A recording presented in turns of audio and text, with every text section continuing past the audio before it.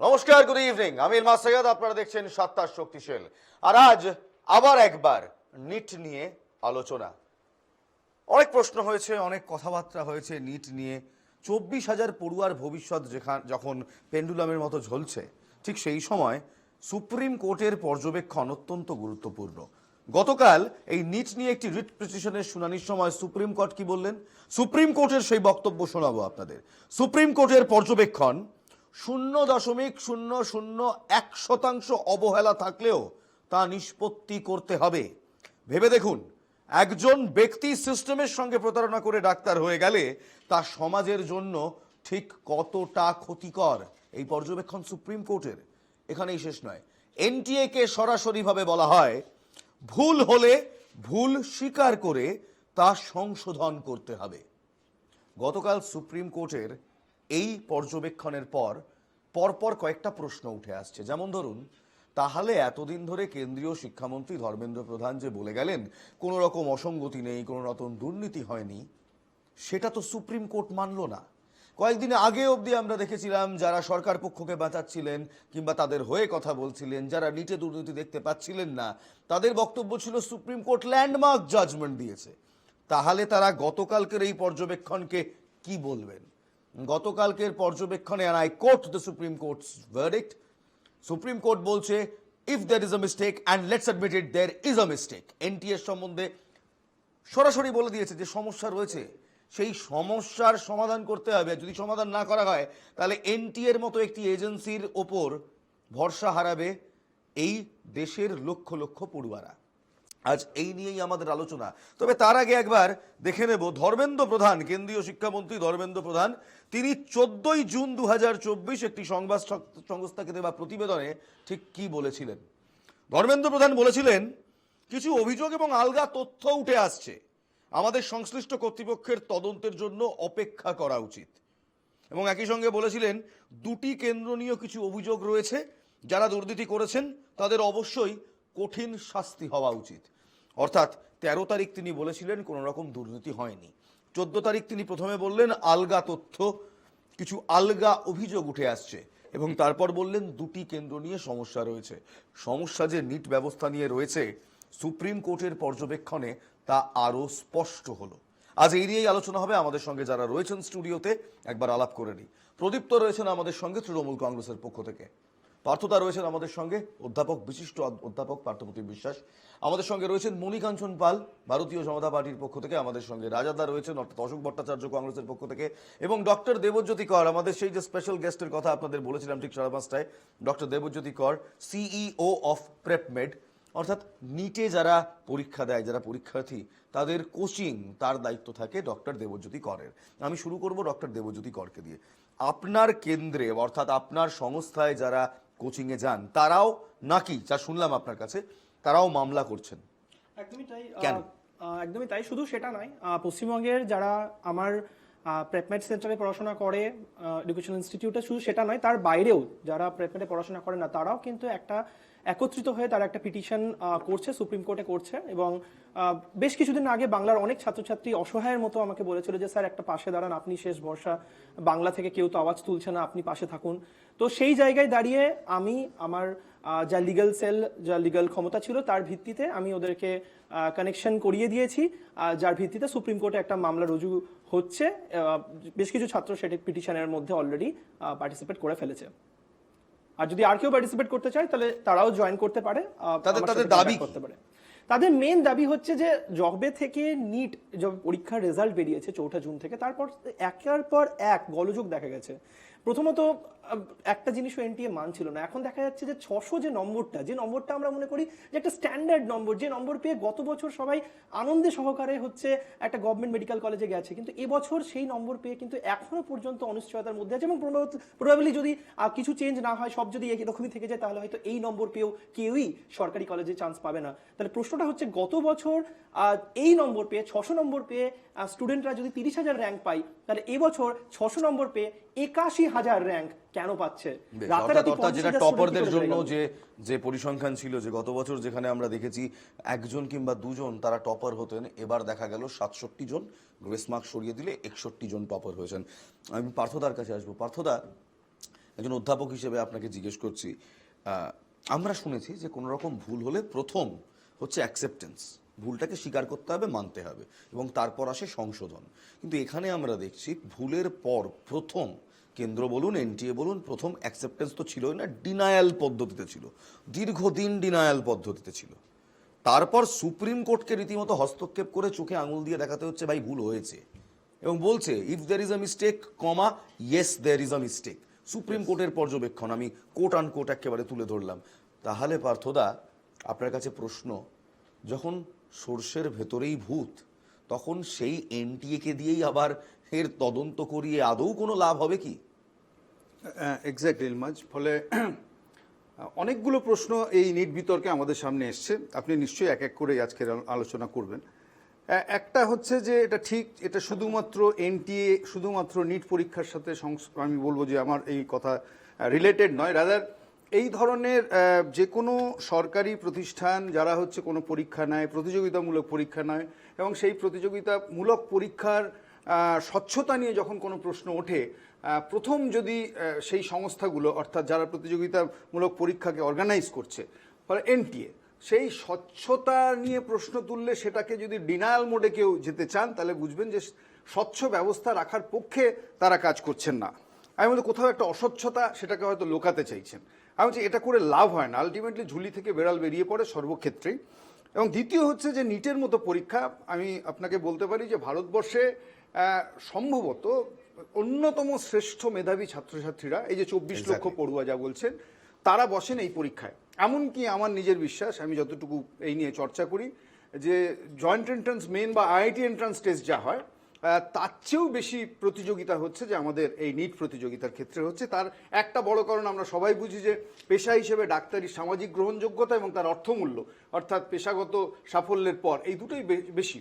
ফলে সেই কারণে নিটের মতো পরীক্ষা, যেখানে হামলে পড়ে মানুষ, যেখানে প্রায় মধ্যবিত্ত উচ্চবিত্ত পরিবারের ছেলেমেয়েরা, মানে কি বলবো, যে কোনো ধরনের টাকা খরচ করে ওই রাজস্থানের কোটার মতো কোচিং সেন্টারসগুলোতে আছে, সবগুলোতে গিয়ে এই পরীক্ষার জন্য হামলে পড়ে। ফলে এই পরীক্ষাটা যেটা কেন্দ্রীয়ভাবে অনুষ্ঠিত হয়, তার স্বচ্ছতা বজায় রাখার প্রয়োজনটা ছিল সবচেয়ে বেশি।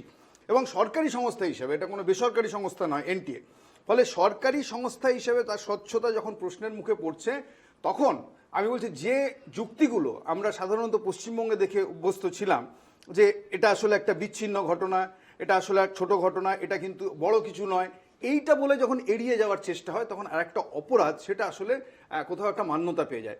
আমি আপনাকে এই কারণের জন্য মানে অপরাধ হয়েছে, অপরাধ তো হয়েইছে, কারণ আমি প্রথম এটাকে না ত্রুটি হিসেবে দেখার পক্ষে ছিলাম। আমার না কত জিনিস আমার মনে হয় যে, এক, যে দুধে যদি জল মিলিয়ে গোয়ালা বিক্রি করে, তাহলে আপনি বলবেন এটাকে চুরি। আর জলে যদি দুধ মেশানো হয়, তাহলে কিন্তু সেটা চুরি থাকে না, সেটা আসলে দুর্নীতি, সেটা হচ্ছে ষড়যন্ত্র, সেটা হচ্ছে ডাকাতি। ফলে এখানে দুধে জল মিশেছে না জলে দুধ মিশছে, যে পরিমাণ দুর্নীতির অঙ্ক কথাবার্তা বেরিয়ে আসছে, সেটা কিন্তু বড় প্রশ্ন তুলে দিচ্ছে। ইভেন এরকম নয় যে নিট পরীক্ষার ফল প্রকাশের পরে হচ্ছে এই অভিযোগগুলো এসছে, ফল প্রকাশের আগে থেকে এরকম অনেক ওয়ার্নিং, সেটা হচ্ছে জাতীয় সংবাদপত্র, টেলিভিশন চ্যানেল পরপর এসছে, এবং সেটা দেখেও তারা ইগনোর করে গেছে NTA. Here lies a very important question about the NTA, and if this NTA they are empowered to, কি বলবো, যে enquire about the kind of যে দুর্নীতি হয়েছে, যে বেনিয়ম হয়েছে, সেটা কিন্তু স্বচ্ছতা হয় না। আমি শেষ করব যেটা এই পর্বে বলে, যে মানে এটা যদি একটা বিপর্যয়ের মতোই আমার মনে হয় যে ভারতবর্ষের জাতীয় পরীক্ষার ক্ষেত্রে, পরীক্ষা ব্যবস্থার ক্ষেত্রে। ফলে ওই যে ঘূর্ণিঝড় যখন আসে রেমাল, তখন তার বিপর্যয় আমরা দেখেছি, সেই বিপর্যয় সামলানোর জন্য আগে থেকে অনেক প্রস্তুতি নেওয়া হয়, কারণ পূর্বাভাসগুলো ছিল। ফলে এখানেও পূর্বাভাস ছিল, পূর্বাভাস থাকার পরও সেই বিপর্যয় ঠেকানোর যদি কোনো প্রস্তুতি সরকারি স্তরে না থাকে, তাহলে আমি বলবো যে সরকারি ব্যবস্থা কোনো না কোনোভাবে এর মধ্যে যুক্ত হয়ে যাচ্ছে। আমি বলছি না এক্ষুনি এটা প্রাতিষ্ঠানিক দুর্নীতি, কিন্তু আমি নিশ্চিতভাবেই বলছি যে সরকারি ব্যবস্থার বহু ফাঁক তৈরি হয়েছে, যেটাকে ব্যবহার করছে এই এডুকেশন মাফিয়া। বেশ বেশ, অশোক ভট্টাচার্য, আজ রাজপথে, শহরের রাজপথে একমাত্র নিট নিয়ে যদি কেউ প্রদর্শন করে থাকে কলকাতা শহরে, তা হলো কংগ্রেস। রাজভবনের সামনে আপনাদের নিট নিয়ে রাজভবন অভিযান ছিল, পুলিশের সঙ্গে রীতিমতো ধস্তাধস্তি হয়, 144 ধারা যেহেতু সেখানে লাগু রয়েছে। একমাত্র কংগ্রেসকে আমরা দেখছি কলকাতা শহরের ভেতর এটা নিয়ে গলা ফাটাচ্ছে। শুধু কলকাতা কেন, সর্বভারতীয় স্তরেও আপনারা এটা নিয়ে গলা ফাটাচ্ছেন। আপনাদের দাবিটা কি? দেখুন, প্রথম কথাটা হচ্ছে, সংসদের অধিবেশন চালু হলে যে তিনটে বিষয় নিয়ে ঝড় আমরা তুলব, তার অন্যতম হচ্ছে ভুয়ো এক্সিট পোলকে কেন্দ্র করে যে বৃহত্তম স্টক মার্কেট ম্যানিপুলেশনের কথা আপনারা একদম শেয়ার মার্কেট দুর্নীতি হয়েছে। 2 নম্বরটা হচ্ছে নিট দুর্নীতি। একদম আমি আপনারা দুর্নীতি বলছেন? আমরা দুর্নীতি বলছি একদম। দুর্নীতি বলার জন্য তো কিছু না, প্যারামিটার বলছি বলছি সেই জায়গাটায় আসছি। 3 নম্বরটা হচ্ছে এই যে উপর্যুপরি রেল দুর্ঘটনা, এই 3টে ব্যাপার নিয়ে কোনটা? উপর্যুপরি রেল দুর্ঘটনা আচ্ছা, যে প্রত্যেক বছরই নিয়ম করে হচ্ছে। যাই হোক, আজকে আমাদের আসল আলোচনাটাই আসি। সব থেকে দুর্ভাগ্যের বিষয় ইলমাজ যেটা, যে আমি এত জটিল করে বললে সাধারণ মানুষ বুঝতে পারবেন না। তা আমার দায়বদ্ধতা সাধারণ মানুষ যারা এই আপনাদের শো দেখছে, মোদ্দা কথা যে ডাক্তারি পরীক্ষায়, ডাক্তার হওয়ার পরীক্ষায় দুর্নীতি করছে মোদী সরকার, প্রাতিষ্ঠানিক দুর্নীতি আমরা বলছি। তার কারণটা এক এক করে বলতে হবে। কবে ফল ঘোষণার কথা ছিল? হঠাৎ করে কেন যেদিনকে সাধারণ নির্বাচনের ফলাফল ঘোষণা, সেই সময় কেন এই ফলাফল ঘোষিত হলো? হওয়ার তো কথা ছিল আরো পরে, 14 তারিখে হওয়ার কথা ছিল। 1 নম্বর কথা। 2 নম্বর কথা, বড় ভয়ঙ্কর জায়গা, 718 কিংবা 719-এর মতো নাম্বার কি করে পাওয়া যায়?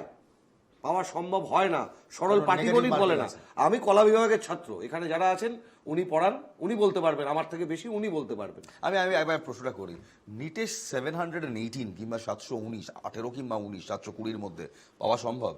না, এটা তো কখনোই পাওয়া সম্ভব না, কারণ মার্কিং স্কিম +4 -1, Exactly. একজন কেউ 720 পেতে পারে, তারপরে 716 পেতে পারে, তারপরে 715 পেতে পারে, কিন্তু 718 719 পেতে পারে না। কিন্তু সেটা অলরেডি, এটা নিয়ে অলরেডি মানে পুরো ব্যাপারটাই ক্লিয়ার হয়ে গেছে, বিকজ মানে এই নাম্বারটা গ্রেস মার্কে এসেছে। এই জায়গাটাই তো ফেলাসি। বেশ তাহলে পার্থদা, যদি একটা টেস্টিং সিস্টেমে যেমন অশোকদা বললেন যে 718 এবং 719 এই দুটো নম্বর পাওয়াই যায় না, ইট ইজ নট পসিবল যে মার্কিং সিস্টেম +4 -1 এটা কোনোদিন আসবেই না। মানে স্বয়ং যদি এখানে অর্থশাস্ত্রের তাবড়ো লোক ছিল তারাও মেলাতে পারবে না এই অঙ্ক, সরস্বতী লক্ষ্মী কেউই পারবে না, কেউই এই অঙ্ক মেলাতে পারবে না। তো এই অঙ্ক কিভাবে এনটিএ মিলিয়ে দিল? না, আমি বললাম যে কতখানি দুঃসাহস। আমি আপনাকে এইটাকে বলছি যে এই যে +4 -1 এরকম সিস্টেম, তো ঠিকই বললেন যে 180খানা প্রশ্নের যদি আপনি 4 নম্বর করে ঠিক উত্তর করেন 720 পাবেন। যদি ভুল করেন একটা, তাহলে হচ্ছে যে আপনার 720 থেকে আপনার হচ্ছে যে একটা ভুল পুরো বাদ চলে যাচ্ছে ওই জায়গাটা। ফলে এইবার প্রশ্নটা হচ্ছে যে এইটা জেনেও যে আমাদের ক্লাস 12-এর ছেলেমেয়েরা, ক্লাস 10-এর ছেলেমেয়েরা এই অঙ্ক জানে জেনেও এনটিএ প্রধান যখন এটা করছেন, এটা কেবলমাত্র ভুল নয়, এটা কেবলমাত্র মামুলি কিছু গ্রেস নয়, আমি বলছি যে গ্রেসের আরো মারাত্মক কি বলবো ভয়াবহ অধ্যায় আপনার জন্য অপেক্ষা করছে। যে কোয়েশ্চেন পেপার সেন্টারে পৌঁছেছিল 10 মিনিট দেরিতে, কোথাও 60 মিনিট দেরিতে। আমি বলছি যে এই যে 40 একটা 10 মিনিট পরে পৌঁছাচ্ছে, ধরে নেওয়া হচ্ছে যে সে হচ্ছে 10খানা কোয়েশ্চেন পেত, 10খানা কোয়েশ্চেনের উত্তর করতে অর্থাৎ 40 নম্বর পেত, তাহলে 10 মিনিট পরে কোয়েশ্চেন গেল, 40 নম্বর গ্রেস দেওয়া হলো। প্রশ্ন, এটা 10 মিনিট পরে কোয়েশ্চেনটা নিয়ে যাওয়া হয়নি, এই গ্যারান্টি কে দিচ্ছে? 1 ঘন্টা বাদে নিয়ে যাওয়া হয়নি পরীক্ষা কেন্দ্রে, গ্যারান্টি কে দিচ্ছে? এবং পরপর বেরিয়ে যাচ্ছে। এখন আপনি গোধরা বলুন, আপনি হরিয়ানা বলুন, আমি আসবো, আরো প্যানেলিস্ট রয়েছে সেখানেই। আমি এবার মনিকাঞ্জনের কাছে 15 লক্ষ টাকা এক একটা প্রশ্নপত্র বিক্রির অভিযোগ এসেছে সামনে। অভিযোগ রয়েছে, মল্লিকার্জুন খাড়গে একাধিকভাবে সেই অভিযোগ তুলেছেন। এবং শুধু তাই নয়, 10 লক্ষ এবং 15 লক্ষ যে রেট ফিক্স করা ছিল তা একদম এসপি, যদি আমি দেখি গোধরার এসপি হিমাংশু সোলাঙ্কি, তিনি নিজেই পুলিশের খাতায় পর্যন্ত সেটা অ্যারেস্ট করার পর যারা অ্যারেস্ট হয়েছে সেটা লিখেই দিয়েছেন যে 10 লক্ষ টাকা করে এক পার স্টুডেন্টের কাছ থেকে নেওয়া হয়েছিল। এখানে আমি আসবো মণিবাবুর কাছে। মণিবাবু, প্রথমে কেন্দ্রীয় শিক্ষামন্ত্রী বললেন দুর্নীতি হয়নি, তারপরে সে বললেন 2-1 জায়গায় সমস্যা রয়েছে, এখন তো মনে হচ্ছে দুর্নীতির পাহাড় রয়েছে। দেখুন, নাকি সমস্যাটা পুরোটাই এনটিএর?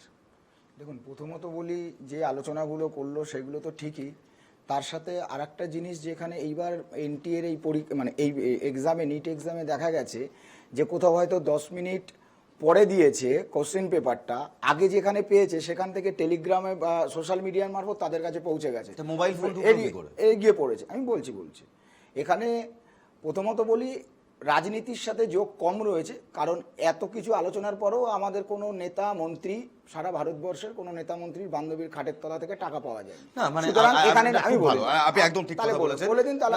আমি বলিনি, আপনি ঠিক কথা বলেছেন যে কোনো সত্যি এই কথা সুকান্ত মজুমদার, এই কথা আপনাদের শ্রমিক ভট্টাচার্য তিনি বলেছিলেন যে অ্যাটলিস্ট ধর্মেন্দ্র প্রধানের আত্মীয়র কোনো বাড়ি থেকে খাটের তলা থেকে টাকা পাওয়া যায়নি, পাওয়া গেছে তো তৃণমূল কংগ্রেসের। এখনো তো আগামী দিনে পাওয়া যাবে না কে বলতে পারে? আমরা একবারও বলছি না আমিও তৃণমূল সবার কংগ্রেস সঙ্গে ধোয়া তুলসী পাতা, তৃণমূল কংগ্রেস এসএসসি দুর্নীতি করেছে, প্রমাণিত, দেখতে পেয়েছি।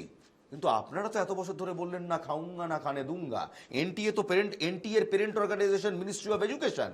আপনার সুপ্রিম কোর্ট বলছে, আমি বলছি না, আপনি বলছেন না, সুপ্রিম কোর্ট জানতে চাইছে, পর্যবেক্ষণে বলছে ভেবে দেখুন একজন ব্যক্তি সিস্টেমের সঙ্গে প্রতারণা করে ডাক্তার হয়ে গেলে তার সমাজের জন্য কতটা ক্ষতিকর। অবশ্যই অবশ্যই, কিন্তু সুপ্রিম কোর্ট বলার পরে আমরা এই রাজ্যের বাসিন্দারা দেখেছি কিভাবে রাজ্যের যে অ্যাডভোকেট জেনারেল থাকে সে কিভাবে ডে বাই ডে লেট করেছে তার হলফনামা দিতে, তার করে এখানে তো কেউ করেনি, কেউ বিরোধিতা তো করেনি সুপ্রিম কোর্টে, বলেছে 8ই জুলাইয়ের মধ্যে দিতে রিপোর্ট 8ই জুলাইয়ের মধ্যে দেওয়া হবে। কিন্তু আর একটাও তথ্য আমি এখানে দিচ্ছি, প্রথমে বলুন মানলো তো যে সমস্যা রয়েছে, না দুর্নীতি অবশ্যই, রয়েছে। এবং আপনি যদি প্রথম দিনের আমাদের শিক্ষামন্ত্রী মাননীয় ধর্মেন্দ্র প্রধানজির বাইট দেখেন, তিনি যে কথাগুলো আপনি বলেছেন সেটাও হয়তো বলেছে, তার সাথে এটাও বলেছে। হয়তো না স্যার, আমরা এখানে কোনো হয়তোতে বিশ্বাস করি না। 13 তারিখ আমি আপনাকে বলে দিচ্ছি, আমরা কোনো হয়তোতে বিশ্বাস করি না। 13 তারিখ তিনি বলেছিলেন কোনো দুর্নীতি হয়নি, প্রশ্নবস্তু ভাত নিয়ে তার কাছে কোনো তথ্যই নেই। 14 তারিখ তিনি বললেন যে আলগা অভিযোগ, তারপর তিনি বললেন এই যে আমার কাছে রয়েছে, তারপর তিনি বললেন 2টি কেন্দ্র নিয়ে অভিযোগ রয়েছে, যারা দুর্নীতি করেছেন তাদের অবশ্যই কঠিন শাস্তি হবে। পাবলিক ডোমেনে রয়েছে, আমার সহকর্মীদের বলবো যদি সেই সমস্ত সংলাপগুলো তারা দেখাতে পারে, আমি নিশ্চয়ই আপনাকে এই শো চলাকালীনই দেখাবো। ধর্মেন্দ্র প্রধানের সেই পুরনো বাইটও আমি আপনাকে শোনাবো। এবার বলুন, প্রথমে তো আপনারা মানতেই চাননি কোমল। বলবো না, মাঝে আবার ঢুকে গেল, আপনি বলুন না, তাহলে মাঝে মাঝে ঢুকে গেলে তাহলে বলার কি দরকার আছে? আনফরচুনেটলি মণিবাবু, যদি আনফরচুনেটলি আমার খুব খারাপ লাগছে বলতে, না, বাট খারাপ- আজকে গোটা দেশের ফায়ার এবং সুপ্রিম কোর্টের চাপের মধ্যে তো আপনারা রয়েছেন, গোটা দেশের ফায়ারের আন্ডারে আপনারাই চাপের রয়েছেন। মধ্যে নেই। প্রথমত এনটিএ দোষ করেছে, সেই দোষের জন্য তার শাস্তি হবে। একই আমি তো গল্প যারা SSC বারবার নিয়ে বলছি, বারবার বলছি। SSC দুর্নীতি NTA হয়েছে, কারণ অশোক দা, এরম ভাবে সবাই যদি কথা বলেন মাঝখানে আমি কাউকে কথা বলতে দেবো না। এটা- আমি কিন্তু কাউকে কথা বলতে দেবো না। তখন তো মাঝখান দিয়ে 5 ফোরনের মতো কাজ করছে। তবে দোয়া এরকম তুলসী ধমকি পাতা, দেবেন না। আপনারা ধমকি না, fact বলছি। সিলেক্টিভ নয়। একটা ইস্যু নিয়ে ডিসকাশন হচ্ছে যেটা প্রায় 24 লাখ ভারতবর্ষের 1/4 ফ্যামিলির সাথে রিলেটেড, সেখানে গিয়ে মাঝে মাঝে 5 ফোরনের কাজ করবে, আবার বলছেন ধমকি দেবো না। সিরিয়াস ডিসকাশন সিরিয়াসলি হওয়া উচিত। এবার যেটা আমি বিষয় বলছি, এখানে শিক্ষাবিদরা আছেন, পার্থদাও বিরোধী দলের হলেও শিক্ষার সাথে জড়িত, আমাদের টিএমসির শুধু প্রদীপ্ত শিক্ষার সাথে জড়িত। আজকে দেখুন যে ব্যবস্থাটা আমাদের চোখের সামনে এসেছে, সেখানে কিন্তু শিক্ষা ব্যবস্থা জগতের লোকেরা কিন্তু সরাসরি জড়িত। আমি গুজরাটের ক্ষেত্রে দেখলাম একজন টিচার বলছে যে নেতা মন্ত্রীর কাছে গেলে তো তোমাদের 20-30 লাখ টাকা, এবং আমার কাছেও যে একটা ম্যাগাজিন আছে, আমি দেখাচ্ছি না, ভালো নাম করা ম্যাগাজিন, সেখানেও বলছে নেতা মন্ত্রীর কাজ গেলে তোমাদের 30-40 লাখ টাকা দিতে হবে, আমরা 5-10 লাখ টাকা কাজ করে দেবো। এটাও তো এসেছে, এবং এটা এই নয়, এটা যেন না, আমার প্রশ্ন সেটা নয়। আমার প্রশ্ন হচ্ছে ঠিক যে প্রশ্ন সুপ্রিম কোর্ট, আপনি ঠিক আছে আপনার ন্যারেটিভটা খুব সুন্দর, কিন্তু সুপ্রিম কোর্টও যে প্রশ্নটা তুলেছিল তা হলো প্রথমে তো মানতে হবে যে সমস্যা রয়েছে, মানতেই তো চাননি আপনারা, পরে চাপের কাছে শিক্ষামন্ত্রী ধর্মেন্দ্র একেবারে মানেননি, একেবারে মানেননি। আমি দেখেছি, তথ্য দেখাচ্ছি, আমি দেখেছি ধর্মেন্দ্র প্রথম প্রধানের দিন 13 তারিখের সেই তখন বক্তব্য দায়িত্ব নিয়ে সুকান্তদাকে পাশে বসিয়ে এই কথাগুলো বলেছেন। আপনি যদি কাট করে দেখেন শুনুন, পুরোটা শুনুন দেখাতে না, হবে সাহেব, শুনুন। আপনার পুরো কিন্তু करूं देयर इज नो करप्शन। ये जो एक वातावरण बनाई जा रही है कि बहुत बड़ा एनामोली हुई है, स्पेसिफिक घटना जो आए हैं उसको सरकार गंभीरता से लिया है। जो घटना हमारे सामने आई, निश्चित रूप में दोषियों को उसमें दंड दिया जाएगा। আরো একবার শোনাবো। मैं आपको स्पष्ट करूं, देयर इज नो करप्शन। ये जो एक वातावरण बनाई जा रही है कि बहुत बड़ा एनामोली हुई है, स्पेसिफिक घटना जो आए हैं उसको सरकार गंभीरता से लिया है। जो घटना हमारे सामने आई, निश्चित रूप में दोषियों को उसमें दंड दिया जाएगा। মণিবাবু এত বড় করে বললেন, আরে প্রথম করে একটা 1 ঘন্টার সাথে 1 ঘন্টার প্রেস কনফারেন্স দিতে পারবো না, উল্টোপাল্টা ডিমান্ড করবেন না, উল্টোপাল্টা ডিমান্ড করবেন না। যদি এতটুকু অসুবিধা হয়, কিছু অ্যানোমালি দেখা যায়, তার বিরুদ্ধে ব্যবস্থা নেওয়া হবে। এই খেলা আমি নিজে প্রথমেই তো শুনেছি। বললেন, আমি নিজে শুনেছি। আরে এরপরের গুলো আরে দেখাও। দাদা এরমভাবে debate হয় দাদা না। শুনুন না, এরমভাবে এভাবে ডিবেট হয়। না। আপনার থেকে অনেক বেশি দিন আমি বলবো না, ডিবেট আমি কন্ডাক্ট বলবো না করছি, এই debate এ কিছু। আমরা জানি কোন তোমার থেকে বলো, কোথায় আমি রাখতে বলবো হয়। না কিছু। এখানে চলো। আমার অশোক দা, তোমার বলো। উনি বলছেন যে পুরোটা নয়, উনি তো প্রথম লাইনেই বলছেন যে first of all let me assure you there is no corruption. শুনুন না, ব্যাপারটা আপনি শুধু এইভাবে কেন দেখছেন? আমি সুপ্রিম কোর্ট দিয়ে ব্যাপারটা শুরু করব, যেটা এর আগের বার অন্য জায়গায় চলে গেলেন বলে আমি বলতে পারলাম না। খুব ভয়ঙ্কর একটা ব্যাপার, যে সমস্ত ব্যাপারে সুপ্রিম কোর্টকে পর্যবেক্ষণ করতে হচ্ছে, সুপ্রিম কোর্টকে বক্তব্য রাখতে হচ্ছে। একদম তোমার মনে আছে ইলমাজ, ব্রেক্টের একটা বিখ্যাত নাটক ছিল লাইফ অফ গ্যালিলিও, সেখানে গ্যালিলিওর ইনকুইজিশনের পরে তার প্রিয় শিষ্য আন্দ্রেই বলছে গালিলিওকে সেই দেশ বড় দুর্ভাগা যে দেশে কোনো বীর জন্ম নেয় না। গালিলিও তার উত্তরে বলছেন না, এই সেই দেশ বড় দুর্ভাগা যে দেশে কথায় কথায় বীরের প্রয়োজন হয়। বিজেপির আমলে কথায় কথায় আমাকে সুপ্রিম কোর্টের হস্তক্ষেপের প্রয়োজন হচ্ছে, একই ঘটনার ইলেকট্রাল বন্ডের সময় বলেছিল। বেশ, আমরা একই ঘটনা আজকে এই জায়গায় হচ্ছে। প্রদীপ্ত, যখনই তোমাদের কাছে নিট নিয়ে আমরা প্রশ্ন করতে চাই কিংবা কিছু বলতে চাই কিংবা আমরা বিরোধীদের অর্থাৎ বিজেপিকে জিজ্ঞেস করি যে কেন নিট নিয়ে কোনো সমস্যা রয়েছে, তাদের বক্তব্য হচ্ছে ধর্মেন্দ্র প্রধানের কোনো আত্মীয়র বাড়ির খাটের তলা থেকে কোটি কোটি টাকা উদ্ধার হয়নি। তোমরা তৃণমূল কংগ্রেসও দেখেছি কলকাতা, নিউ দিল্লি এবং আইসার সঙ্গে হাত মিলিয়ে তোমরা বহু জায়গায় ধর্নায় বসেছো, প্রোটেস্টে বসেছো, কিন্তু তোমাদের প্রশ্ন করা হচ্ছে যে তোমাদের কি কোনো নৈতিক অবস্থান থাকতে পারে এসএসসি দুর্নীতির পর? না, নৈতিক অবস্থান তো একমাত্র তমলুকের প্রার্থীর থাকতে পারে। তিনি থাকলে সব থেকে ভালো হতো, তিনি উত্তর দিতে পারতেন নৈতিকতা কোনটা। মানে এখন তো একটা হোয়াটসঅ্যাপে বা ফেসবুকে ট্রেন্ড চলছে যে এখন ওই কি বলে কালকে উঠে জল ঢোড়া হয়ে গিয়েছে, স্বাভাবিক, সেটা হতেই পারে। এখন দেখো, চোরকে যদি যে চুরি করেছে বা চোরে অভিযুক্ত তাকে যদি সেই চুরিরই তদন্তভার দেওয়া হয়, তেমন যেমন ঘটনাটা শোনায় ঠিক নিটের ক্ষেত্রেও তাই। প্রদীপ কুমার যোশী এনটিএর চেয়ারম্যান, সে নিট এক্সামিনেশন করেছে, নিটের তদন্তের ক্ষেত্রে এনটিএর বিরুদ্ধে অভিযোগ আসছে, আর প্রদীপ কুমার যোশীকেই কেন্দ্রীয় সরকার তদন্তের দিকে ঠেলে দিচ্ছে বা তদন্তের প্রধান করছে। এবার বলো তো প্রশাসন কি করছে? ওটা স্বতন্ত্র সংস্থা হতে পারে, প্রশাসনের ভূমিকা কি? এত কোটি টাকা চলে গেল, তৃণমূল 10 সেকেন্ড বলবে নৈতিক অধিকার নেই। আচ্ছা, বলো না, 20 মিনিট 22 মিনিট পরে তৃণমূল বলবে তারপর নৈতিক অধিকার নেই, যখন তুমি বলে দিয়েছো বলবে না। মুশকিল হচ্ছে এই দুধটা কোথায়, মাথা কোথায় আছে, কোন মন্ত্রকের অধীনে? এখানে এনটিএর চেয়ারম্যানকে কে নিযুক্ত করে? ধেরেই দূর ধরবে, ঢাকি শুদ্ধ বিসর্জন দেব, খুব মনে পড়ে সে কথা। প্রশাসন কি করছিল? পুলিশ তো তদন্তে পরে নামলো। ওই যে তোমার জয় জলরাম স্কুল গোধরা 2000 সালে বিখ্যাত হয়েছিল, 2002 সালে আবার বিখ্যাত হচ্ছে। ওড়িশা, কর্ণাটক, বিভিন্ন জায়গার লোকজন ওখানে গিয়ে পরীক্ষা দিচ্ছে, পুলিশ লিখছে। তারপর কি হলো? পাটনায় স্পেশাল সিট হলো। তারপর কি হলো? আয়ুষ সহ 18 জন ছাত্রকে গ্রেপ্তার করা হলো। তারা বলল আমরা যা 25 লক্ষ টাকায় পেয়েছি কোশ্চেন সেটাই পরীক্ষায় এসছে। তারপর কি হলো? ও দাদা, উত্তর দেবে না? প্রশাসনকে, নেতাকে, মন্ত্রীকে, এনটিএ কার অধীনে নিযুক্ত হয়েছে প্রশ্ন আসবে না?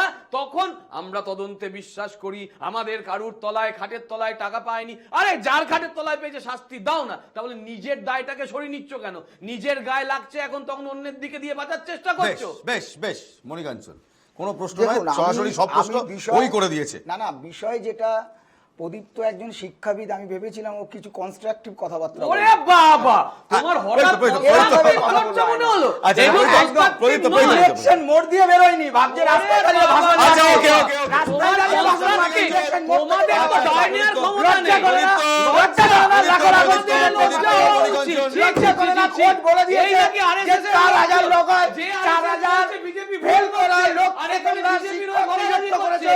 তোমাদের মুখ্যমন্ত্রী বলে দিয়েছে এত নির্লজ্জ অপদার্থ একটা প্রশাসন মোদি সরকার ধন্যবাদী আচ্ছা, করছে। দুর্নীতি হয় না, ধেরেই দূরের মতো কথা বলছে। জল খাও, প্রদীপ্ত জল খাও। ধেরেই দূরের মতো কথা বলছে। না তাকে মন্ত্রীকে চোর দপ্তরে আমি ভেবেছিলাম আজকে লজ্জা করে না, নিজেদের কথা বলতে গিয়ে লজ্জা করে না।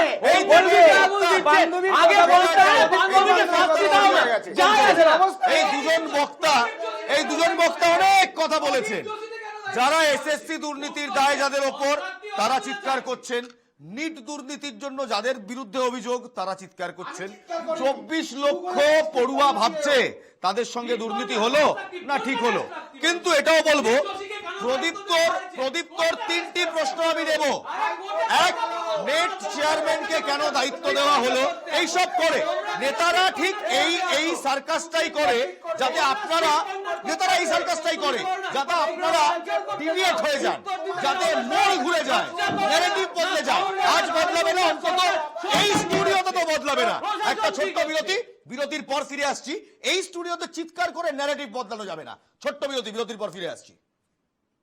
বেশ, ফিরে এলাম বিরতির পর। আর বিরতিতে যাওয়ার আগে যে প্রশ্ন করেছিলাম তা হলো, শুধু কি নেতা মন্ত্রীদের সমস্যা, সেই নেতা মন্ত্রীদের সমস্যার এই রাজনৈতিক আঁচকাচকিতে আমরা মানে আবদ্ধ থাকবো? অন্তত আমার স্টুডিওতে, আমাদের এনকেটিভি বাংলার এই 7টার শক্তি চলে স্টুডিওতে এভাবে ন্যারেটিভ আমরা ঘোরাতে দেবো না।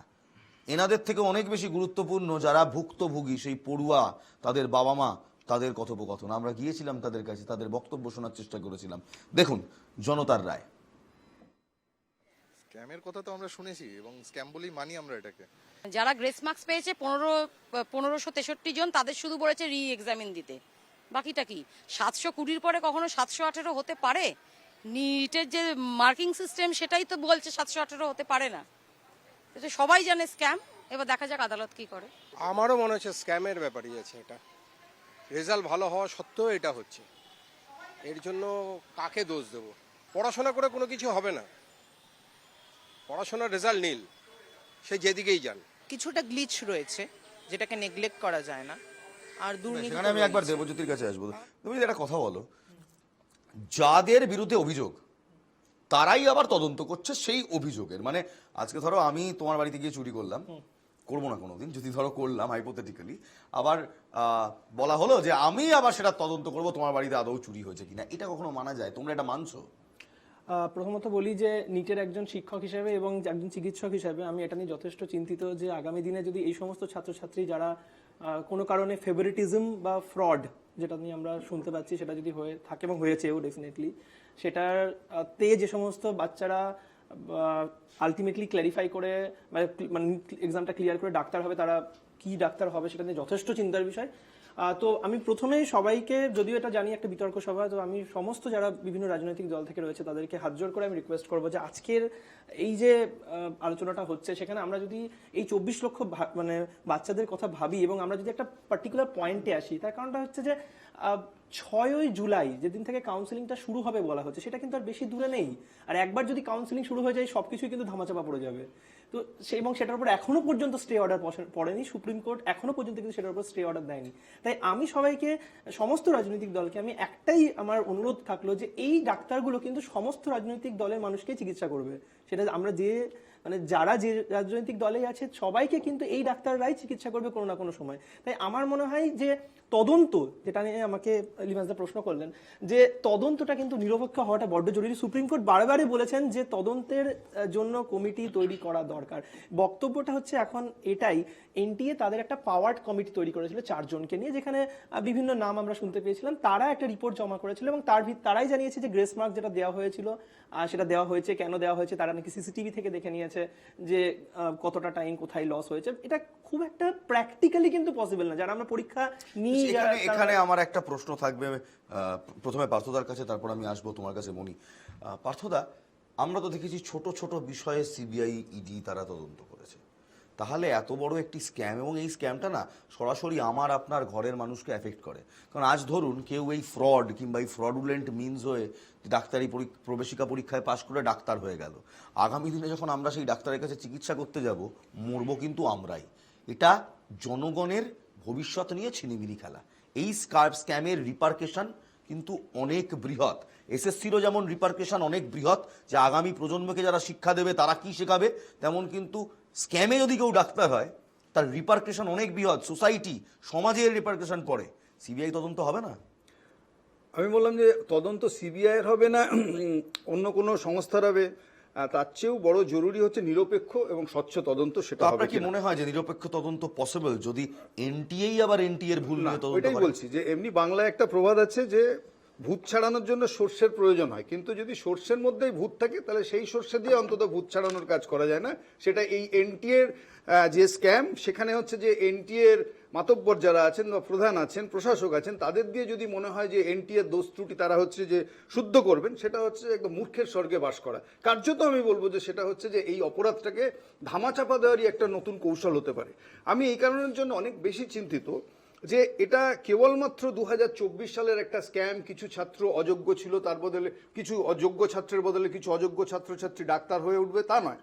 আসলে যদি এটা সত্যি সত্যি প্রাতিষ্ঠানিক দুর্নীতির চেহারা পায়, তাহলে বুঝতে হবে যে এই দুর্নীতির শেকড় কোথায় কোথায় পৌঁছেছে, যার জন্য এই নিরপেক্ষ তদন্তটা প্রয়োজন। শুধু 24-এর জন্য নয়, আগামী অন্তত 24 বছর আমাদের ভারতবর্ষে হচ্ছে যে এই নিটের মতো একটা পরীক্ষা তার স্বচ্ছতা বজায় রাখার স্বার্থে। কারণ যে কোন কোন জায়গায় ঘুঘুর বাসা তৈরি হয়েছে, আমি বলছি এটা কেবল বিহার, কেবল গুজরাট, কেবল হরিয়ানা কিনা, আমি বলছি যে এর বাইরে এই ঘুঘুর বাসা কতটা প্রসারিত হয়েছে, যেটা আমাদের অনেকেরই আশঙ্কা এটা হচ্ছে যে আরো তলার দিকে হচ্ছে ছড়িয়ে পড়েছে।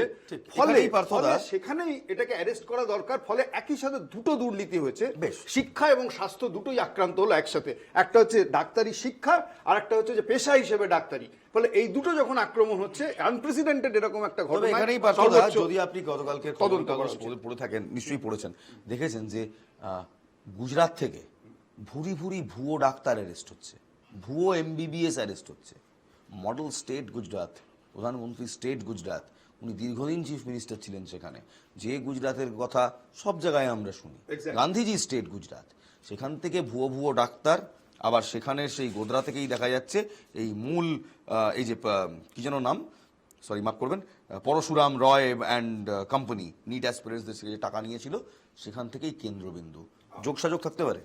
আমার দেখুন, গুজরাট মডেল সম্পর্কে আমার বরাবর একটা বড় রিজার্ভেশন আছে একটাই কারণের জন্য, যে একটা কসমেটিক চেঞ্জ, প্রসাধনী চমক, সেটা হচ্ছে বারবার দিয়েছেন যে মার্কিন যুক্তরাষ্ট্রের রাষ্ট্রপতি সেই রাজ্য সফরে আসলে যদি বস্তিবাসী মানুষের চেহারা ঢাকতে হচ্ছে, যে রাস্তার ধারে পর্দা লাগাতে হয়, তাহলে আপনি বুঝবেন যে আসলে উন্নয়নটা মেকি উন্নয়ন। ফলে এরকম একটা পরিস্থিতি। হ্যাঁ, এইবার প্রশ্নটা হচ্ছে যে সেরকম একটি রাজ্যে ভুয়ো ডাক্তার যদি বেরোয়, আমি আপনি কেউই হচ্ছে যে খুব বেশি অপ্রত্যাশিত হবে না। হ্যাঁ, ভুরি ভুরি, তাহলে এটার থেকে বোঝা যাচ্ছে yes, that's lies the question of governance. ফলে আমি পশ্চিমবঙ্গ যে গভর্নেন্স নিয়ে হচ্ছে যে অনেক ক্ষেত্রে লজ্জিত, যে যেখানে দাঁড়িয়ে শিক্ষক নিয়োগের ক্ষেত্রে এরকম দুর্নীতি হয়েছে যেটা এখানকার প্রশাসন ধরতে পারেনি, কোনো অংশে কম লজ্জা গুজরাটের ক্ষেত্রে পাওয়ার কারণ নেই। মনি, আমি আপনাকে সরাসরি একটা প্রশ্ন করতে চাই। আপনারা গত 10 বছর ধরে এবং এই তৃতীয় টার্মে আপনারা এসেছেন, অনেক অভিনন্দন। আপনারা দেশের মানুষকে প্রমিস করেছেন, প্রতিশ্রুতি দিয়েছেন গুড গভর্নেন্সের।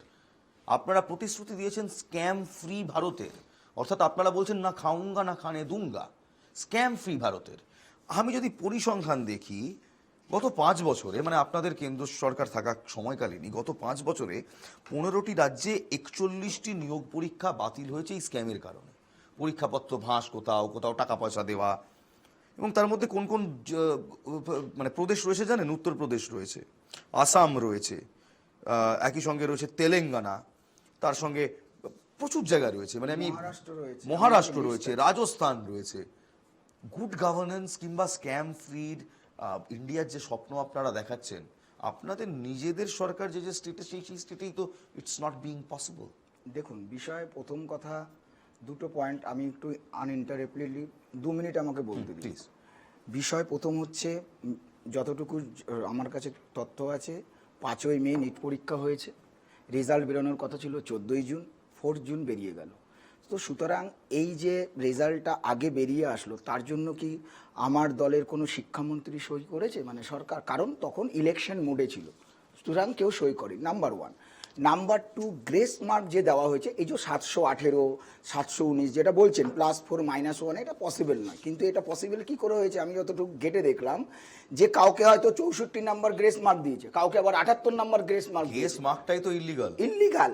এই যে গ্রেস মার্ক, আমি বলছি 1 মিনিট, ডাক্তারি পরীক্ষায় গ্রেস মার্ক দিয়ে কাউকে ডাক্তার করবে দেওয়ার জন্য যে সিদ্ধান্ত বা যে নিয়ম, এই সিদ্ধান্তে কি শিক্ষামন্ত্রীর সিগনেচার এসেছে, যে শিক্ষামন্ত্রীর কাছে পারমিশন নিয়ে গ্রেস মার্ক দিয়েছে? পার্থ চট্টোপাধ্যায়েরও সিগনেচার ছিল না, তাই বলে কি উনি দোষী নন? এটা করা হয়নি। সুতরাং পুরো ইলেকশনের সময় এই কাজটা করা হলো। প্রথম 4 তারিখ কেন এগিয়ে আনলেন সেটাই তো বলুন না। সেটার জন্য কি শিক্ষামন্ত্রী শিক্ষামন্ত্রী আমি আসবো আপনাকে সময় দেবো, আমি আপনাকে সারা সন্ধে সময় দেবো। দাঁড়ান, আমি একটা প্রশ্নের উত্তর চাই। প্রদীপ, তো 4 তারিখ কেন এগিয়ে আনা হলো আপনার কি মনে হয়? দেখুন, 4 তারিখ কেন আগিয়ে আনা হলো সেটা খুব স্বাভাবিক। শিক্ষামন্ত্রী সই নেই, আমিও জানি শিক্ষামন্ত্রী সই দরকার হয় না, কিন্তু সরকার কি চলে গেছিল? সরকার 4 তারিখ অবধি যথার্থ ছিল এবং এনটিএ স্বয়ংক্রিয়ভাবে কাজ করেছে কিনা আমি জানি না, কিন্তু এনটিএ এর সমস্ত কিছু হিউম্যান রিসোর্স ডেভেলপমেন্টের আন্ডারে থাকে। তাহলে সেই দোষে যদি আমাদের এই রাজ্যে পার্থ চট্টোপাধ্যায় দোষী হন, তাহলে ও ক্ষেত্রে কেন দোষী হবেন না? ধেরে ইঁদুর কোথায় থাকবে? আমি আসবো, তখন তো এখানে সরকার ছিল। শুনুন, তখন তো মানে ধামাচাপা রেজাল্টের মধ্যে কি দুর্নীতি ধামাচাপা? তখন তো এখানে সরকার ছিল যখন এখানে দুর্নীতি হয়েছে, কিন্তু ওখানে তো ইলেকশন বলেছিল না। আর একটা বিষয় দেখুন, আমরা দেখেছি যে তেলেঙ্গানায় বিরোধী দল আমাদের থেকে, তেলেঙ্গানায় টিএস পাবলিক সার্ভিস রিক্রুটমেন্টের এক্সাম লিক হয়েছিল, পেপার পরীক্ষাটাই বাতিল করে দেওয়া হয়েছিল। আমি কিন্তু হ্যাঁ, এই সবকটা পরীক্ষা বাতিল, শুধু একটা বললেন সবকটা বাতিল করে দেওয়া হয়েছে। একটা অ্যাক্ট আনলেন, বিল আনলেন। একমাত্র এখানে 2024 এ আপনারা আনলেন পাবলিক এক্সাম বিল, এটা আইন হলো, আইনের পরে তো বোমা। আরেকটা বিষয় যেটা করা হচ্ছে, দেখানো হয়েছে যে এইবারে এই নিটে কয়েকটা সেন্টার এবং কয়েকটি রাজ্যে, বিশেষ করে দিল্লি, পাঞ্জাব, হরিয়ানা, ছত্তিশগড়, এইসব রাজ্যে কয়েকটি কেন্দ্রিক রাজ্যে হয়েছে। গুজরাট করলে হয়তো বিরোধিতা করতে সুবিধা হয়, আমি গুজরাট ইনক্লুডিং গুজরাট বলছি। কেন এটা হবে? সবাই তো রাজনীতিবিদরাই তো সবসময় ওটার সাথে জড়িত নয়। দেখুন, যারা একজন ভদ্রলোকের গল্প শোনাই আপনাকে, একজন ভদ্রলোকের গল্প শোনাই। ভদ্রলোকের নাম হিমাংশু সোলাঙ্কি, তিনি এসপি অফ গোধরা, তিনি গুজরাটের বাসিন্দার। তিনি বলছেন আবার বিহার পুলিশ কোর্টে গিয়ে বলছে যে বিক্রমনাথ আর সন্দীপ মেহরার ডিভিশন বেঞ্চে তিনি গিয়ে বলছেন যে এখানে সমস্যা হয়েছে, জাস্টিস বিক্রমনাথ এবং জাস্টিস সন্দীপ মেহতার ভ্যাকেশন বেঞ্চে গিয়ে বলছি সমস্যা। আপনি যে বলছেন হরিয়ানা ছত্তিশগড় ভালো, আপনি থ্যাংক ইউ, আপনি অ্যাড করলেন লিস্টে। তার মানে শুধু গুজরাট বিহার নয়, তার সঙ্গে চণ্ডীগড়, হরিয়ানা এরাও রয়েছে। এর সাথে ব্যুরোক্রাট, শিক্ষা জগতের লোকেরাও জড়িত। শুধুমাত্র রাজনীতিকরণের জন্য একটি নির্দিষ্ট রাজনৈতিক দলকে দেখে দেওয়া, এর সাথে সবাই জড়িত, তাদেরও সততা নিয়ে প্রশ্ন। দীর্ঘক্ষণ বাদে বলতে পেরেছি, ধন্যবাদ তিলমাজকে। আমরা কি মনে করি যে এই যে পশ্চিমবঙ্গে যে এসএসসি দুর্নীতি হয়েছিল, যে চাকরি বিক্রি হয়েছে, এই অপা সপা গপা, শান্তনু কুন্তল, চন্দন, জগা, পেঁচো, কালা, হেঁদো, এরাই কি মূল দোষী বলে আমরা মনে করি না তো। ঠিক একই ন্যারেটিভ সৃষ্টি করছে এখানে আজকে বিজেপি বসে। কি অদ্ভুত নির্লজ্জভাবে মিথ্যা কথা বলা হচ্ছে। 4ই জুন যেদিনকে ফল প্রকাশ হচ্ছে, সেদিনও দেশের প্রধানমন্ত্রীর নাম নরেন্দ্র মোদী, সেদিনও কিন্তু দেশের শিক্ষামন্ত্রীর নাম ধর্মেন্দ্র প্রধান। তারপরে যেদিনকে প্রধানমন্ত্রী পদত্যাগ করলেন, তখন তিনি কেয়ারটেকার প্রধানমন্ত্রী হলেন, তার আগে অব্দি তিনিই সবকিছু। এবার আমার 2 নম্বর কথাটা হচ্ছে, যেটা আমি বলতে চেয়েছি, যে কিভাবে একটা ফ্যাসিস্ট শক্তি শিক্ষা ব্যবস্থাটাকে ভাঙতে চায়। দুটো 3টে পয়েন্ট বলবো। ইলমাজ ব্যাপক কেলেঙ্কারি, একের পর এক তদন্তকারী অফিসারদের রহস্যজনক মৃত্যু, তার খোঁজ পাওয়া গেল না। 2 নম্বর কথা, আদানির কলেজ, কাগজে কলমে কলেজ, ইউজিসির গ্র্যান্ট পেয়ে গেল, যার কোনো ফিজিক্যাল ইনফ্রাস্ট্রাকচার ছিল না। 3 নম্বর কথা আমি তোমাকে যেটা বলতে চাইছি, ইউপিএসসির প্রশ্নপত্র ফাঁস, একের পর এক ন্যাশনাল লেভেলের প্রতিযোগিতামূলক পরীক্ষার প্রশ্নপত্র ফাঁস, যে কারণে রাহুল গান্ধী ন্যায়ের অন্যতম একটা গ্যারান্টি দিতে বাধ্য হয়েছিলেন যে আমরা ক্ষমতায় আসলে প্রশ্নপত্র ফাঁস আইন করে রুখবো।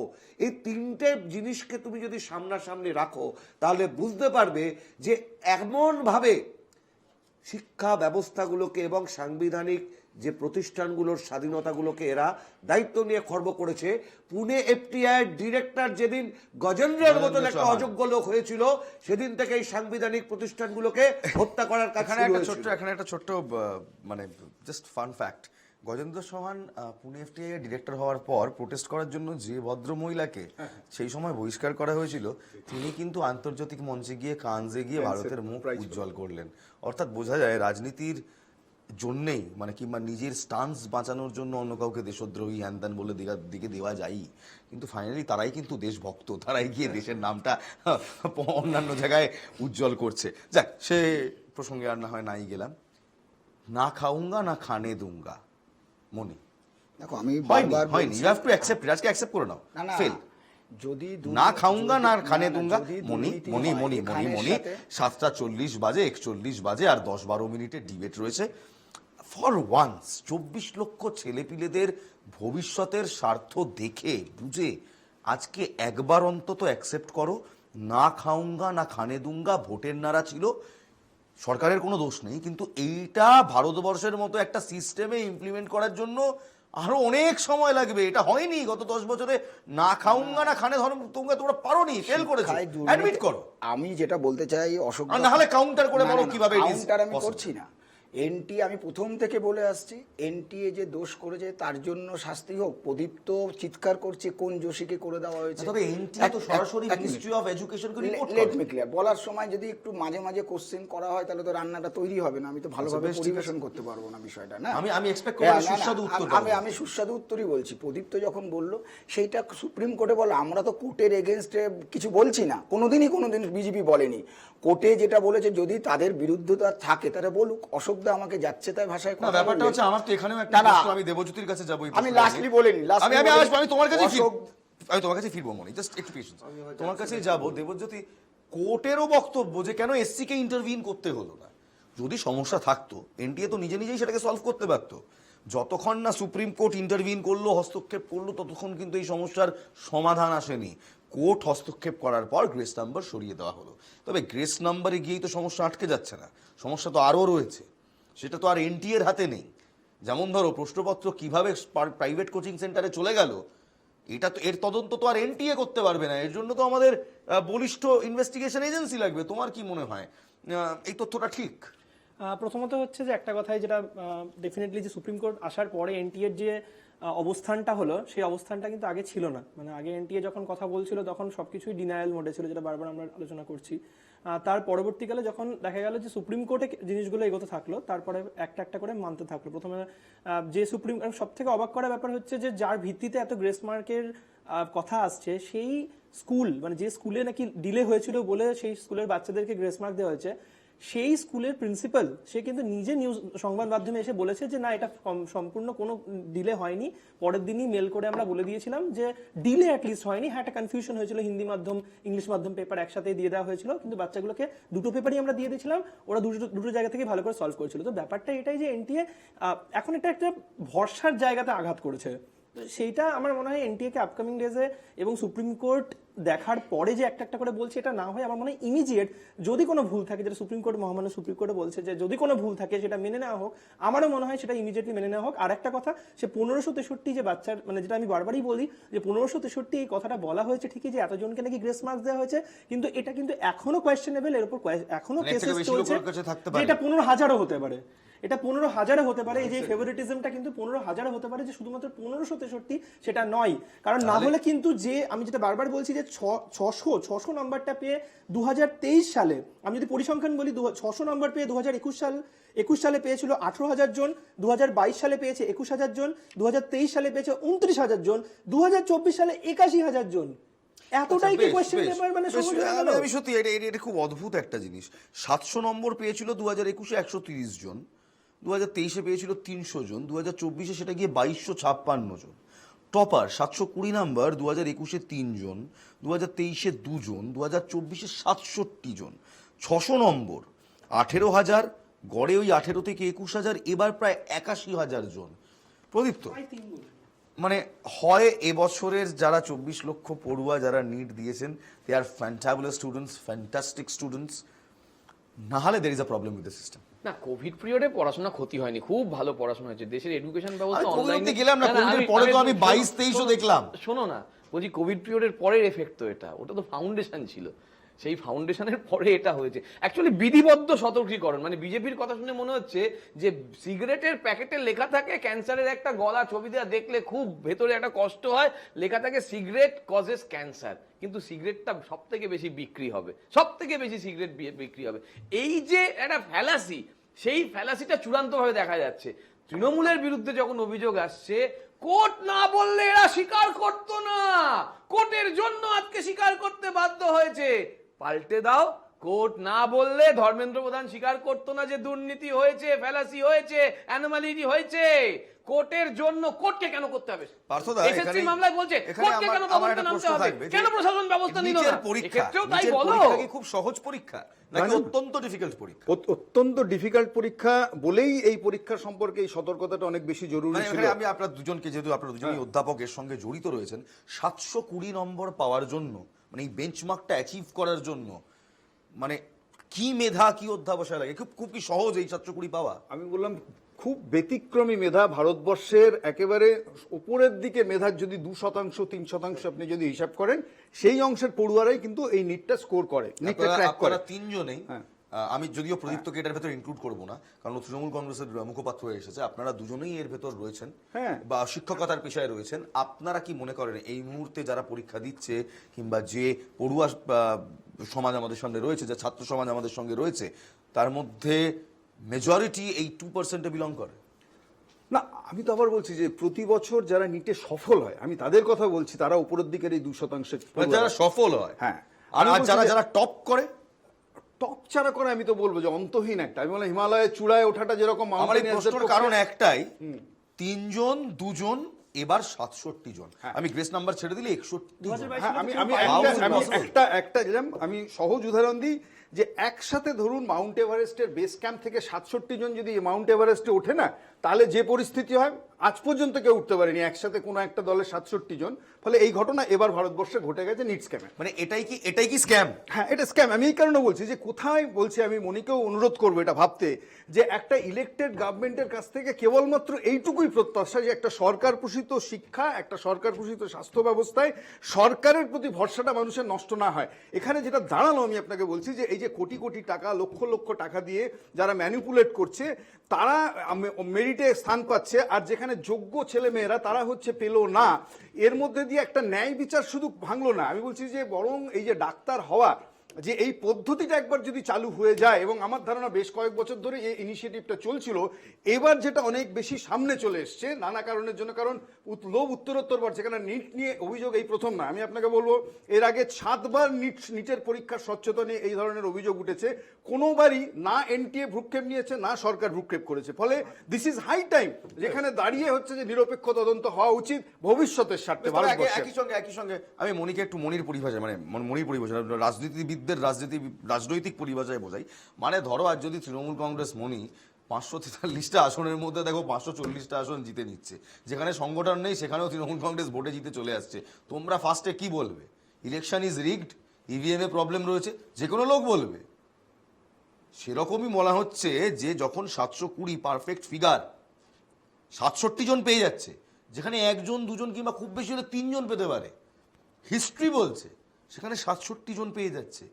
এখন তো প্রশ্ন উঠছে, এটাই তো লোকজন বলছে স্ক্যামের ভিত্তি। হিস্ট্রিতে কিছু ভুল আছে, যেমন পার্থবাবু বললেন যে 7বার এরম হচ্ছে, 7বার নিট পরীক্ষা হয়নি, 2019 থেকে শুরু হয়েছে এই পরীক্ষাটা।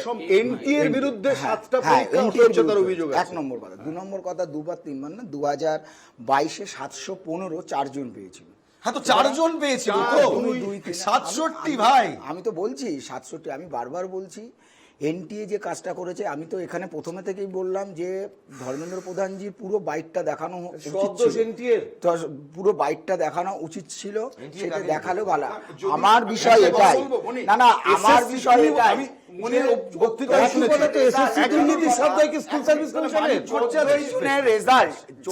জুনের রেজাল্ট বেরোনোর কথা, সেটা 4 জুন কার পারমিশন নিয়ে বের করা হলো? আরে সেটা আপনারা জিজ্ঞেস করুন, আপনারা জিজ্ঞেস করুন বাবা।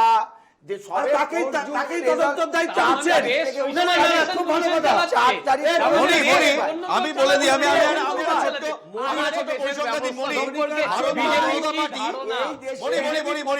ভারতীয় জনতা পার্টি এখনো পর্যন্ত এই নিটে যে কোনো সমস্যা হয়েছে তা নিয়ে কোথাও কোনো প্রদর্শন দেখায়নি। আপনারা সব জায়গায় প্রদর্শন দেখিয়েছেন স্ক্যামের বিরুদ্ধে। আম আদমি পার্টি দেখিয়েছে, তৃণমূল কংগ্রেস দেখিয়েছে, বিএসপি দেখিয়েছে, সিপিআইএম দেখিয়েছে, জনতা দল দেখিয়েছে, সমাজবাদী পার্টি দেখিয়েছে, আরও একাধিক পার্টি দেখিয়েছে, বিজেপি দেখায়নি। তবে এবিভিপি তারা দেখিয়েছে, তারা সুরাতে দেখিয়েছে, রাঁচিতে দেখিয়েছে, এনটিএ হেডকোয়ার্টার দিল্লিতে দেখিয়েছে, এবং সিবিআই তদন্তের রীতিমতো ডিমান্ড করেছে। এবিভিপি, অখিল ভারতীয় বিদ্যার্থী পরিষদ, তারা দেখাচ্ছে, অ্যাজিটেশন দেখাচ্ছে, তারা বলছে ঠিক নয়, স্ক্যাম হয়েছে। এবিভিপি কাদের সঙ্গে অ্যাফিলিয়েটেড? আপনাদের সঙ্গে অ্যাফিলিয়েটেড। আপনারা অন্তত নিজেদের ছাত্র সংগঠনের কথাটা শুনুন। একটা কথা দেখুন, আমরা পশ্চিমবাংলায় রাজনীতির বাইরে তো কিছু ভাবি না। যে দলের পৌরসভা বা যে দলের সরকার, তারাই গিয়ে বিরোধিতা করছে, আমরা ওই নাটক করতে অভ্যস্ত নই। যদি আমাদের সরকারের সময় এনটিএ করেছে, সরকার সর্বতোভাবে সাহায্য করবে।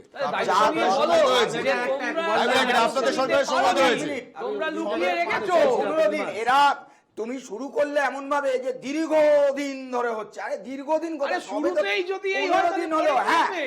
যেটা ডাক্তারবাবু বলছিলেন, রাজনীতির বাইরের ব্যক্তি যিনি বলছিলেন যে সময়টা ম্যাটার করে।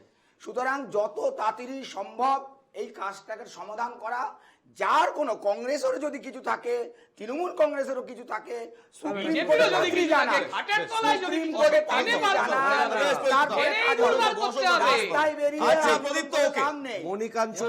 মণিকাঞ্চন বাবু খুব সঙ্গতভাবে এনটি এর বিরুদ্ধে আঙুল তুলেছেন, আমাদেরও অভিযোগ এনটি এর বিরুদ্ধে। কেন 4 তারিখে ফল ঘোষণা হলো মণিকাঞ্চন বাবু প্রশ্ন তুলেছেন, কার অনুমতিতে ফল ঘোষণা হলো মণিকাঞ্চন বাবু প্রশ্ন তুলেছেন। কিন্তু আমরা যে প্রশ্নটা তুলতে চাই মণিকাঞ্চন বাবুর কাছে, সেটা খুব স্পষ্ট কথা। কাঞ্চন বাবু এবং অশোক দাকে একই সঙ্গে দুজনকে মুখোমুখি আনা হোক। না না, আমি একদম খুব বলছি, মণিকাঞ্চন বাবু এনটিএর কে দোষারোপ করছেন, এনটিএর ব্যাপার নিয়ে প্রশ্ন তুলেছেন, কেন 4 তারিখ ঘোষণা হয়েছে, সব দোষ এনটিএর। কিন্তু মণিকাঞ্চন বাবু, আমি ছোট্ট একটা প্রশ্ন করতে চাই, এই সব দোষ যে এনটিএর, সেই এনটিএর প্রধানকে আপনি তদন্তের দায়িত্ব দিচ্ছেন কেন আপনার সরকার? আরে ভাই, তোমার যদি কিছু বলার থাকে তুমি যা বাবা। সুপ্রিম কোর্টে বলো না, এখানে তো মহা চিৎকার মুশকিল। করার দরকার কি? না, আপনাকে বলছি এই তো। আমার আগে অশোকদা বলে গেল ব্যাপক কেলেঙ্কারি, তাহলে তোমরা এগুলোকে ইস্যু বানাওনি কেন? তোমরা ইলেকশনে ইস্যু বানিয়ে স্টেজে চিৎকার করোনি কেন? আরে ইলেকশনের শুধুমাত্র ইস্যুর সাথে রাজনীতিকরণ কি করা, সম্পর্ক? নাই 24 লাখ ছাত্রকে নিয়ে বলছেন? চিন্তা করা, 24 লাখ আরে আমার তো ছাত্রকে নিয়ে চিন্তা specific করা। প্রশ্ন। তোমরাই 2019 আরে এ আমার তো রাফেল specific টাকা নিয়ে প্রশ্নটা নিয়েছে, দিলাম, মোদির মহা করে মুশকিল। টাকা ভর্তি হয়ে গেছে, বিমানে করে টাকা আসছে, ফাটিয়ে দিলে। সরকার আসলে 5 বছর ভুলে গেলে, আজকে যেটা করছো সেটাও যে আগামী দিনে ভুলে যাবে না, যখন সত্যি প্রমাণিত হবে তার কে দায় নেবে? আপনি কে দায় নেবে? ধন্যবাদ। কে দায় নেবে? আপনাকে সবথেকে ধন্যবাদ বেশি বিজেপির বিরুদ্ধে কেলেঙ্কারি তোমাদের আন্দোলনের সময় অনুপ্রেরণা হয়েছে। আমাদের দিচ্ছেন। সবথেকে বেশি কেলেঙ্কারি আমি তোমাদের জানি সময় হয়েছে। এটা আরএসএস এর এটা তোমরা নীতি। টাকা, আরে আমি জানি আপনার মতো আরে RSS এর RSS কে আমি লোকের চোখ সম্মান নয় করি। তুমি। RSS এর আপনার মতো লোকের RSS কে লোকের আমি চোখ। সম্মান করি। বেশ ধন্যবাদ মণিবাবু, অশোক ভট্টাচার্য, ধন্যবাদ। অর্থাৎ কোথাও আবার আমরা যে প্রশ্নের সম্মুখীন হলাম তা হলো, যখনই কোনো স্ক্যাম আসে, যখনই কোনো দুর্নীতির কথা বলা হয়, যারা এফেক্টেড তাদের কথা না বলে কোথাও কংগ্রেসের জামানায় কত হলো, বিজেপির জামানায় কত হলো, তৃণমূল আদৌ করলো কিনা, সিপিএম চিরকুটে চাকরি দিয়েছিল কিনা, এইরকম একটা ডিসকাশনে গিয়ে আমরা আবদ্ধ হয়ে যাই। কিন্তু এই যে 24 লক্ষ পড়ুয়া যারা দিন রাত খাটনি করে, দিন রাত পড়াশোনা করে এই পরীক্ষাটা দিলেন, যেটা সুপ্রিম কোর্ট তার নিজের পর্যবেক্ষণেও বলছেন যে লেবারটা, যে পরিশ্রমটা ছাত্রছাত্রীদের দিতে হয়, সেটাকে সম্মান করা দরকার, সেদিকে কেউ চোখ রাখে না। এখানে চটুল মন্তব্য হয়, কার খাটের তলা থেকে, কার বান্ধবীর খাটের তলা থেকে কত টাকা পাওয়া যাচ্ছে আর কোথায় পাওয়া যাচ্ছে না, কিন্তু সরষের মধ্যেই ভূত রয়েছে কিনা সেদিকে নজর যায় না। সিবিআই তদন্ত কেন হবে না তা নিয়ে কেউ প্রশ্ন তোলে না। অখিল ভারতীয় বিদ্যার্থী পরিষদ তারা দাবি তোলে, ছাত্র সংগঠন হয়েও তারা দাবি তোলে, কিন্তু এখনো পর্যন্ত এই 24 লক্ষ পড়ুয়ার ভবিষ্যৎ কি হবে তাই নিয়ে সরকার কিংবা সরকার পক্ষ কোনো রকম জয়েন্ট স্টেটমেন্ট কিংবা কোনো পাকা স্টেটমেন্ট দিতে পারে না। কেন? এই সিস্টেম আর কদিন চলবে? এই প্রশ্ন রেখে শেষ করলাম। ভালো থাকবেন, ভালো রাখবেন। জয় হিন্দ।